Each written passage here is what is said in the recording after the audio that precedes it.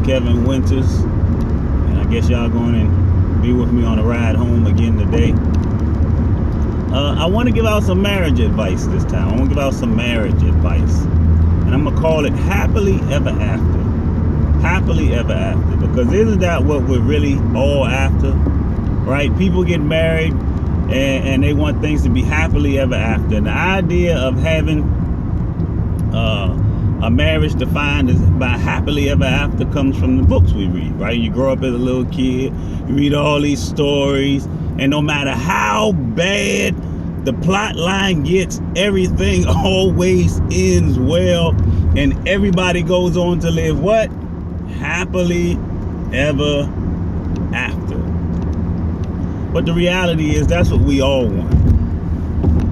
That's what we all want, but that's not what we all always get. But it is something that we should always be striving for. So I want to talk to you today about how to strive for the happily ever after in your marriage. I've been married now 14 years.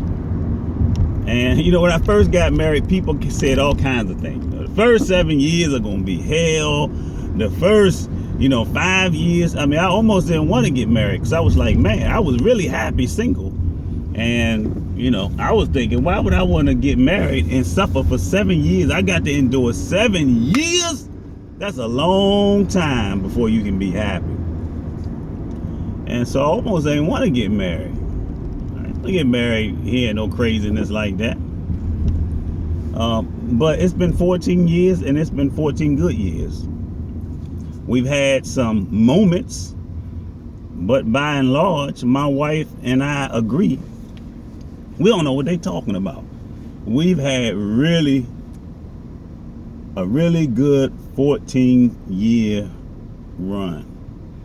And so there's some things that I did learn to apply to my marriage that did help me to have a good marriage, that contribute to our happiness.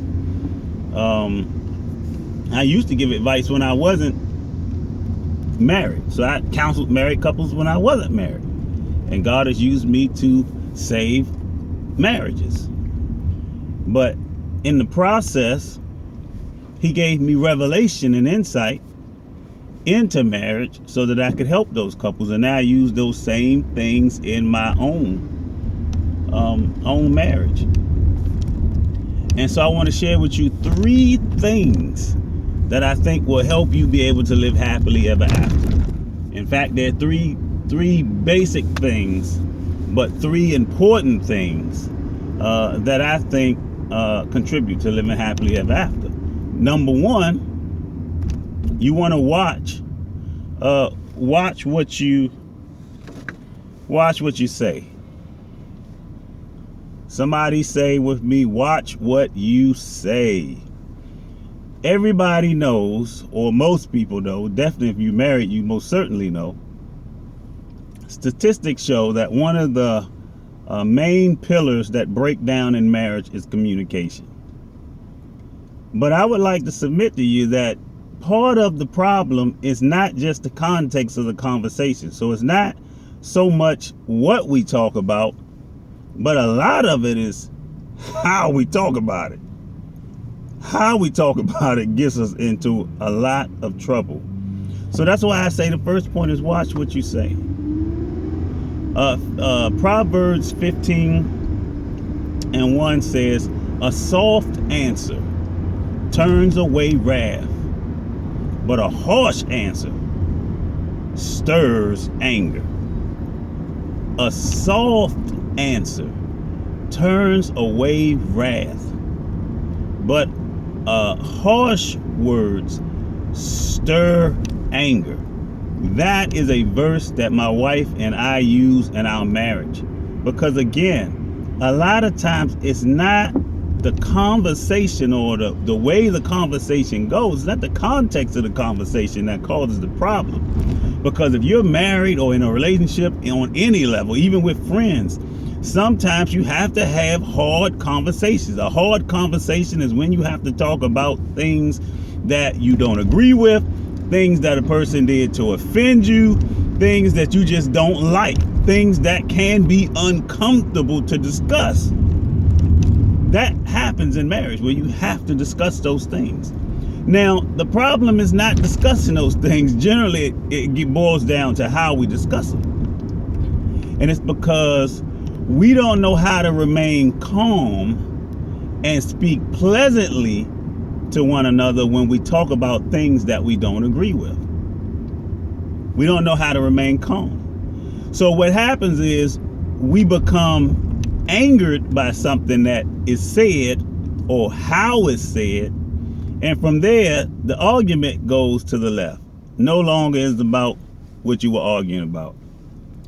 I'll never forget when I first got married, my wife and I didn't have any furniture. And we had 2 jobs, and she had just got pregnant. She was still working. And I already had the house, so the money wasn't big issue. But we didn't have furniture. And so my wife got some money from like a bonus or something. I don't even remember what the money was for, but she got some money. And she was asking about buying this expensive purse. Now, I don't know anything about these expensive type purses. So I was thinking one price, and she was thinking another. So when she came home with the purse, and she told me what the price was, man, we started arguing. We had been married maybe a week. We started arguing about the purse and the cost of the purse. And I said to her, she said, well, we talked about it, and you said it was okay for me to get it. And I said to her, well, common sense should have told you. Can I tell you, harsh words stir up anger, because from that point on, the argument was no longer about the purse. The argument was about my response. Harsh words stir up anger. So that's my first thing I want to leave you with. I want you to pay attention to how you say what you say. You can say things that you don't agree with without inflaming the other person, right? I could have said a number of other things, but I chose to say something, and it stirred anger, and we never even got to really resolve that. The worst part was when we had this argument, we were preparing to go on a date with another couple. And so now we come downstairs to be going on a date with another couple, and we're mad. And it all centered not around the context of the conversation, or I should say not the context only, but the whole mood of the conversation changed when I used language that was inflammatory. So I want you to watch what you say. Remember that. Watch what you say. A soft answer turns away wrath, but a harsh words stir anger. That's number one. My tip number 2 to living happily ever after. Watch what you see. Watch what you see. Now, what do I mean by that one? What are you talking about, man? Watch what you see. Ephesians teaches us that husbands ought to love their wives as Christ loved the church and gave himself for the church. Tells us to wash her, cleansing her with the word, washing her with the word. Now stay with me here. I want you to ask yourself a question. When you go home today, are you going to wash all of your dishes? When you get home today, are you going to wash all of your dishes? Probably not. You know why? Because you didn't use all of your dishes. Using your dishes makes your dishes dirty, right? So when the Bible tells us that we are to wash our wives with the word, he's already telling us that we're dealing with something that's imperfect. Now, the reason I bring that up is because one of the biggest challenges to marriages is living up to impossible standards set by the church as they misinterpret scriptures. One of the reasons you're probably having problems in your marriage if you are a Christian is because you have heard we are supposed to be an example of Christ's love for the church. And what it does is it implies that your marriage should have this unbelievable standard, unachievable standard. And so when y'all come to church and we ask y'all how y'all doing, y'all say fine, even though y'all really upset with each other and arguing with each other and don't agree with each other.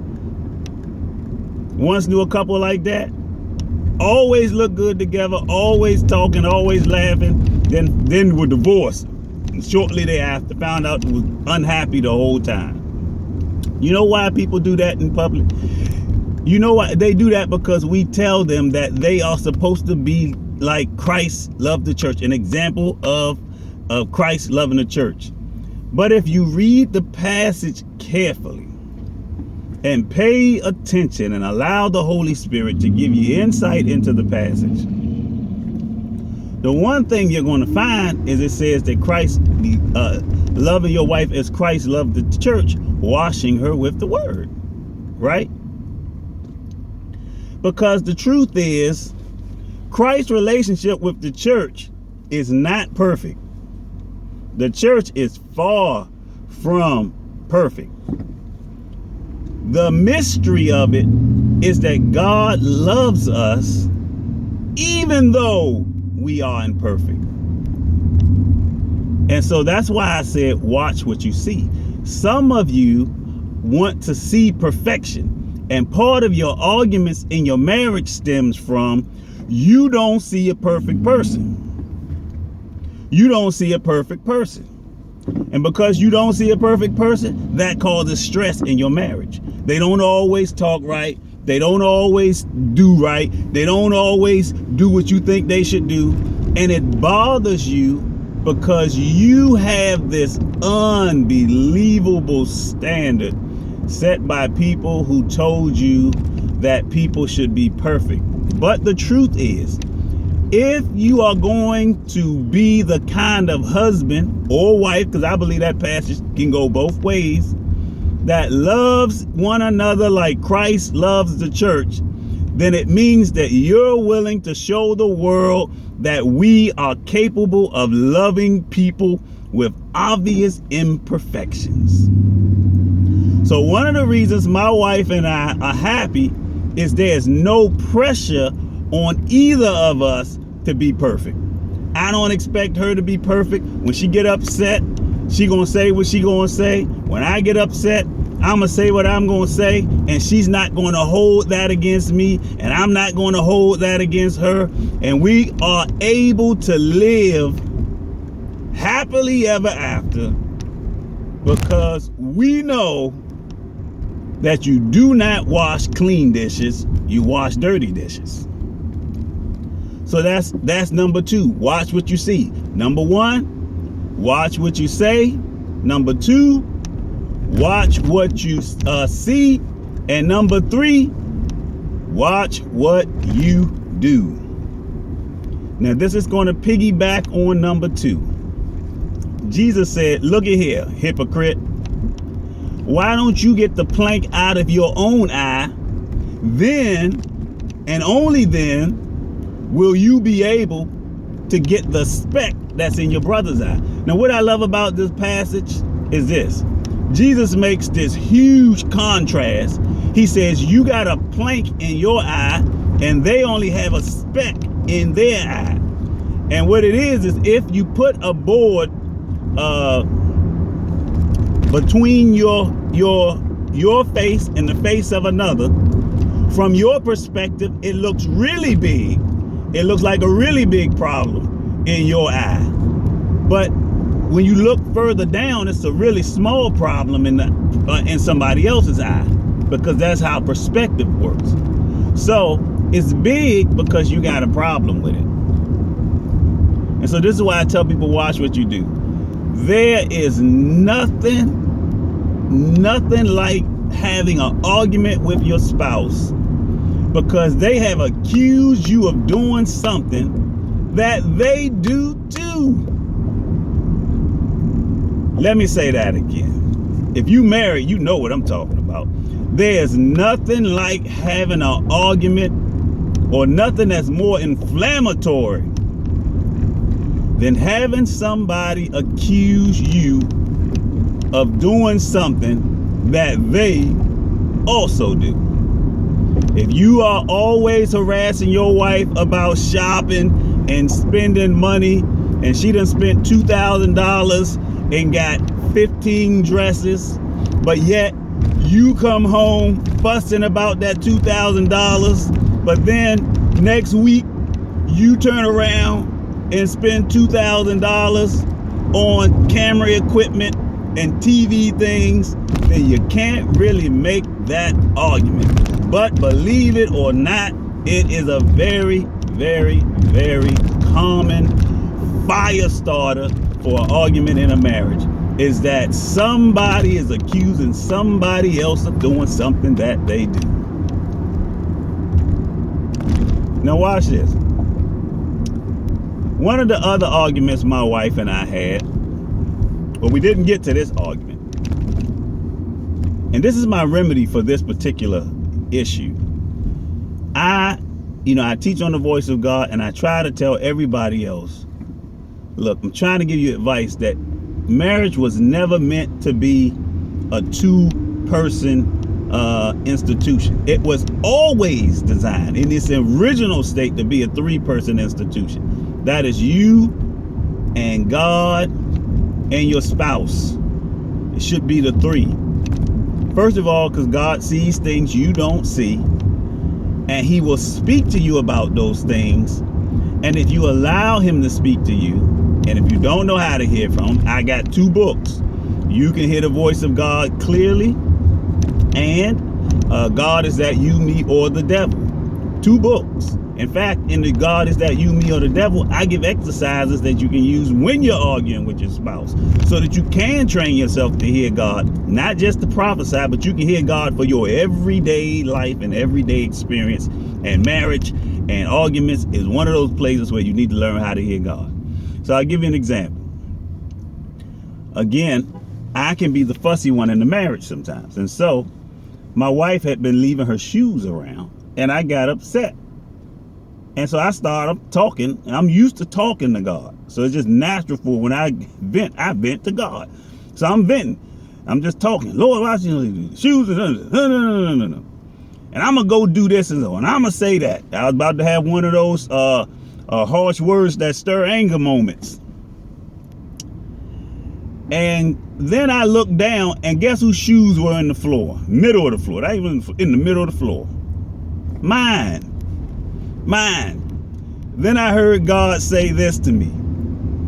He said, why don't you work on why don't you work, what did he say? I'm trying to get his words right. Why don't you get that out of your eye first?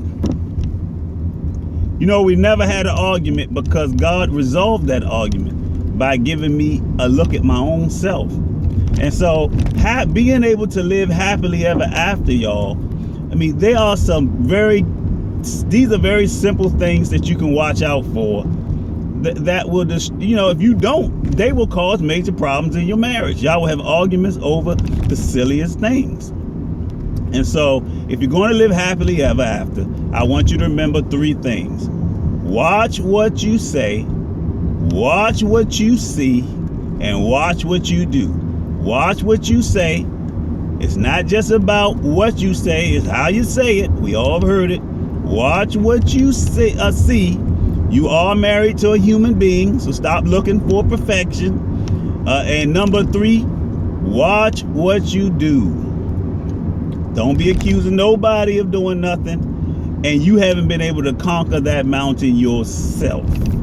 If you do all of that, y'all, you'll be able to live happily ever after.